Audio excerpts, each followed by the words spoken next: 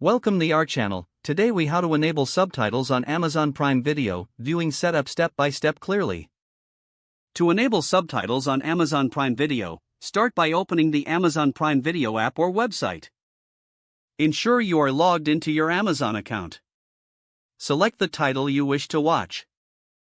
Once the video starts playing, look for the speech bubble icon on the player controls. This icon typically appears at the bottom right corner of the screen. Click on the speech bubble icon to open the subtitles menu. You will see options for different subtitle languages, if available. Select your preferred language for the subtitles. The subtitles will now appear on the screen as the video plays. To turn off subtitles, simply click the speech bubble icon again. Then, select the option for off or uncheck the selected language. Remember to adjust your settings according to your preferences for future viewing. Enjoy your movie or show with subtitles enabled. If the page does not load, refresh the browser or try again in a private or incognito window. Make sure you are using the correct email address, then retype it carefully to avoid small typos. If your password is not accepted, use the reset option and create a new strong password you can remember. Check your spam folder for verification or security emails, then complete any requested confirmation steps. Enable two-factor authentication if available to improve account security and reduce unauthorized access risk.